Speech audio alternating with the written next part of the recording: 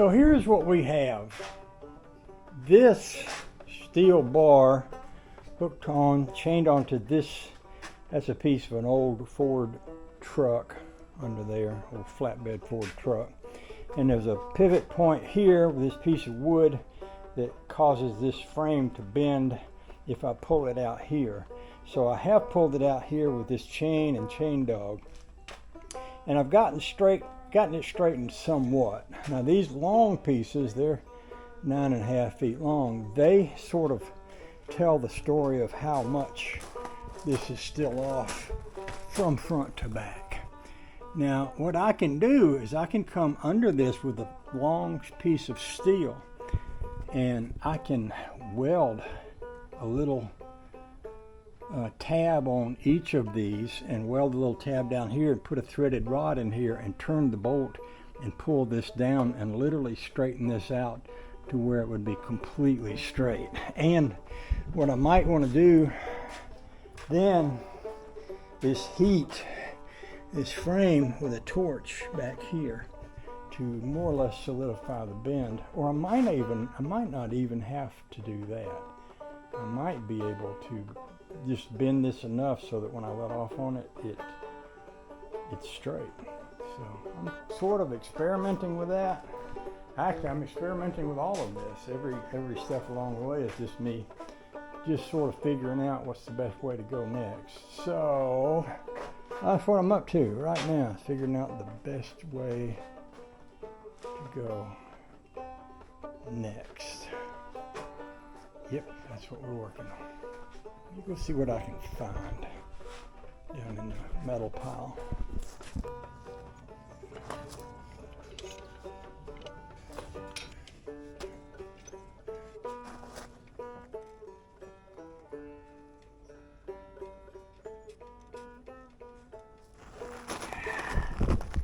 Okay.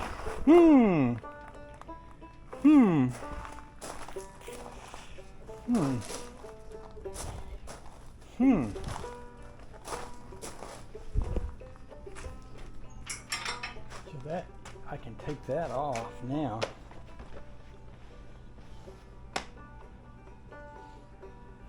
Which will allow me to get up to this point over here where it's the most out of whack.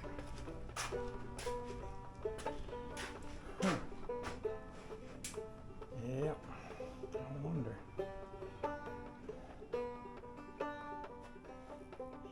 Well, let's do that. Let's take this off. Ooh, put that fan back on. Turn it off while I go so y'all could hear me. I'll stop talking so I can run the fan.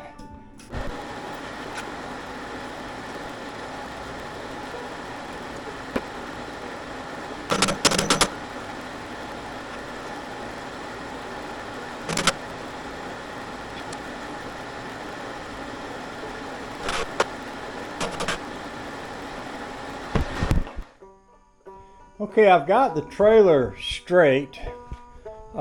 This piece is bolted to the rear, and I've got a rig up here with some piece of steel and some chains and a jack that I use to pull these front pieces down to get this level, the back part of the trailer with the front part of the trailer.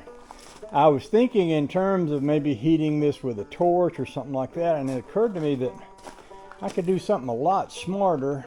It would give this a lot more strength, and it would probably make a lot more sense. I've got these things here. These are metal. They're kind of lightweight. They're used to make a cross member in a set of industrial shelving, like in a warehouse. And I was thinking I could take one of these and weld it here and weld it to this cross member here, and then cut it at this angle and weld it here. And then that piece would give additional strength to this section of the trailer. It would also hold it in place so that I didn't have to worry about it, coming back to being out of line like it was. And to be honest with you, the very idea that this trailer bent tells me that this trailer should be a little heavier anyway. Now by putting it back here, I'm still keeping the weight, I think, pretty well set. So here's the axle, and I'll have a little bit on each end, but I don't think it'll throw the balance of the trailer off, so that it should be still just as easy to lift that tongue.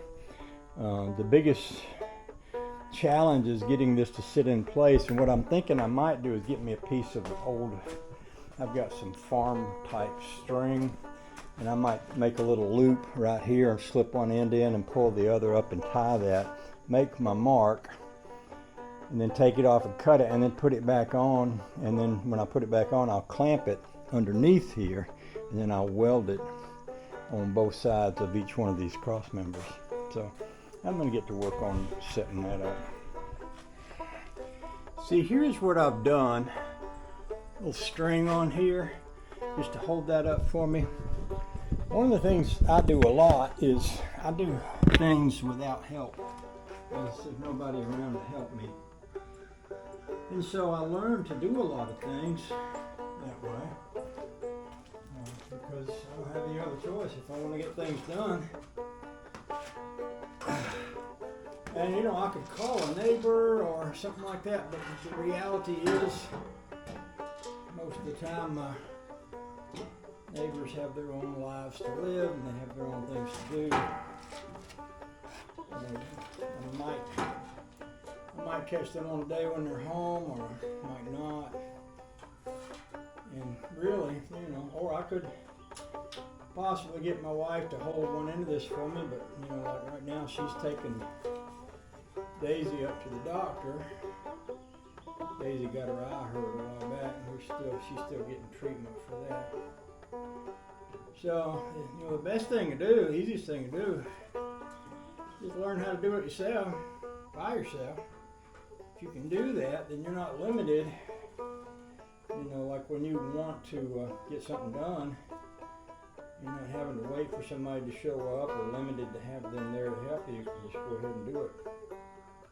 So it makes a situation where you start coming up with creative ways of doing things, just like this. This is a creative way of holding both ends of a piece of metal so that I can get a measurement off of it,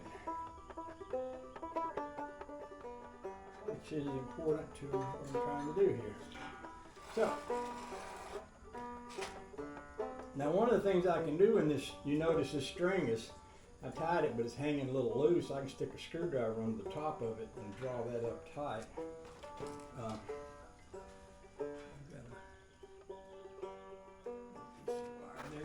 And what I want to do is just kind of get this back end lined up here like that. I'll get me a couple of screwdrivers.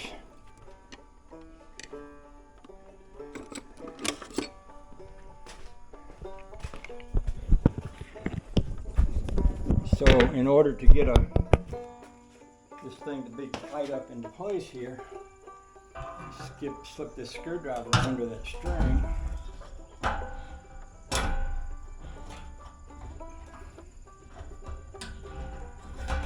If that's not tight enough, I can turn it like this, and that will hold it tight enough.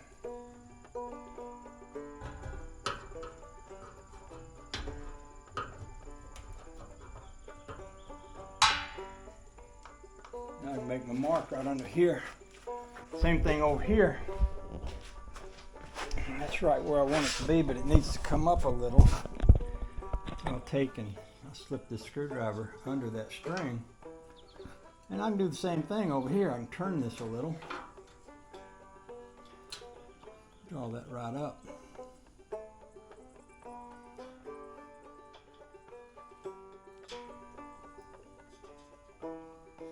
And that will allow me to make my mark. I'm going to get a piece of soapstone. And I'm going to mark my soapstone here on the back side of this. This just will give me a line to use for grinding purposes. What I'm going to do is I will grind the paint off of that. I don't have to. I can weld, especially with an arc welder, without grinding the paint off. But if I do grind it off, it just really makes it a lot easier. Now over here, I don't think But this and that are going to line up. What I mean is I think this piece here is, it doesn't go down enough to touch that, so I'll get the mark from right here for this. And I'll do that inside also. Now what I'm going to do is I'm going to cut this here, and I'll cut it out here, and then I'll grind it in there so that I'll have a good place to make the weld. So I'll weld a piece here and a piece back there, and that should hold this from going all wobbly. Now if I wanted to, I could stick something under here and weld.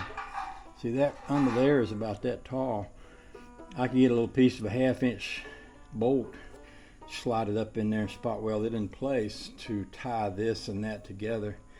That will increase the stability of it and decrease the likelihood that that might bend. So I need to do the same thing on the other side over there. And what I may do is go ahead and cut that foot off over there. That'll make it easier to slide that piece over there into place.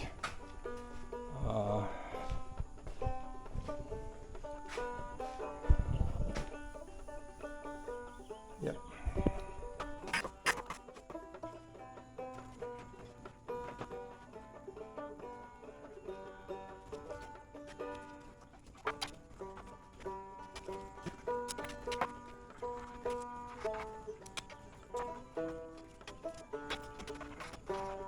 Okay, that gives me my mark. Now all I gotta do is take these off and cut them. And that did move a little, so I'm gonna change the mark right here. Because when I lifted this up here, it kind of shifted the backside. We can work with that though. And it's not rocket science, it doesn't have to be completely perfect. It just has to be good enough. Now I should be able to take these things off of here and cut that and put them back on here and weld them.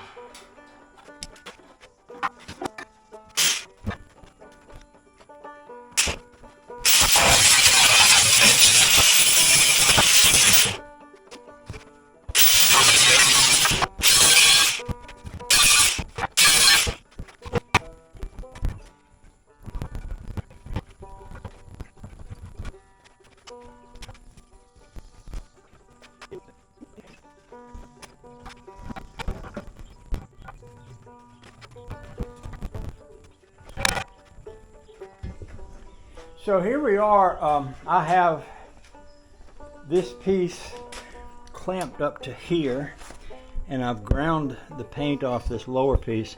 I'm going to take my little skinny blade and try to grind off the paint here. If I can't get it off there, good, I'll get it over here because that clamp's kind of in the way. And the same thing here. See, this is naked paint ready to be welded. I can take my grinder and run it along here. And then also, once this is out of the way, I can get a weld in here. But if I get a good weld on the outside of here, that should hold that enough for me to be able to unclamp that. And what I'd like to do is just get a quick spot weld on both ends of that.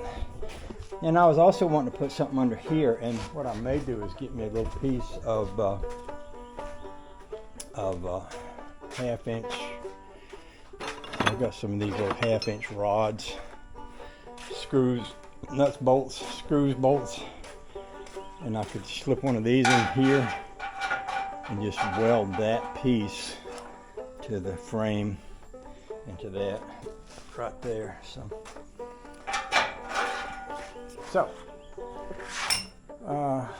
let me stretch my welder out. Well, I'll do my old grinding bit first, and then we'll get the welder out.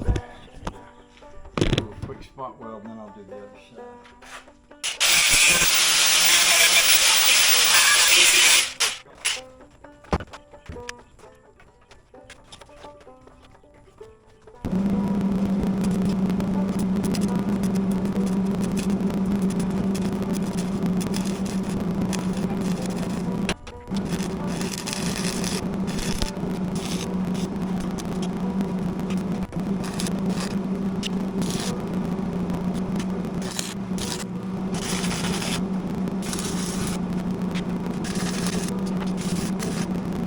good start.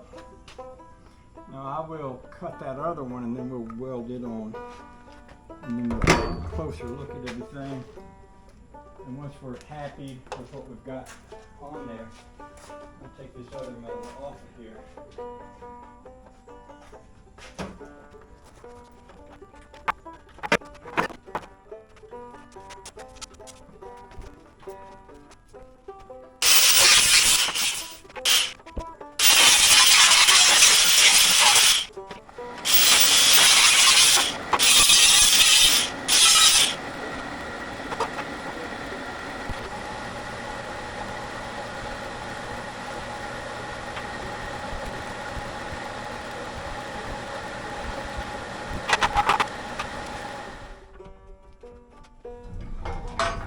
Loose.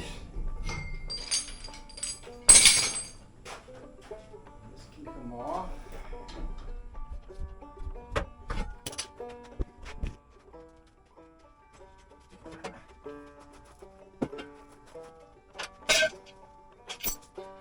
Pretty close to right though.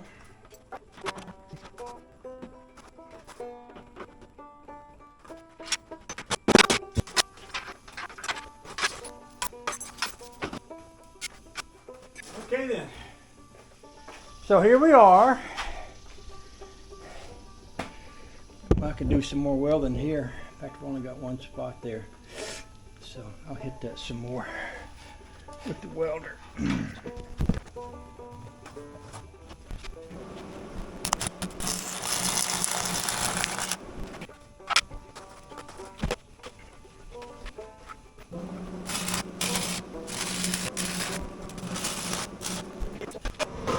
So hopefully this is still light enough to pick up easily. It is.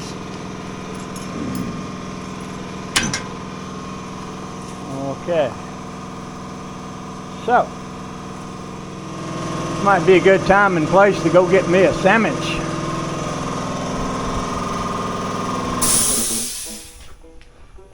I said this might be a good time and place for me to go get me a sandwich. I'm going to be stripping all this tape and all this stuff off of here, turning it upside down and painting it, taking the wheels off, probably take all this hardware off up here. And then I'm gonna let that dry for about a day or so, and then I'm gonna flip it right side up and paint it again. That way paint gets up in all the places that you can't see. And that's mostly for, well, it's for rust protection, but it's also to make it look pretty. I think I've got some red and I think I've got some blue. I'm thinking about painting the trailer red, but I'll have to look and see what I got for sure. In the meantime, I'll go in and get me a sandwich and a glass of tea, and we'll think about this here. Appreciate y'all hanging out with me. I love every one of you, whether anybody else does or not. Don't forget, you always got me. See you now.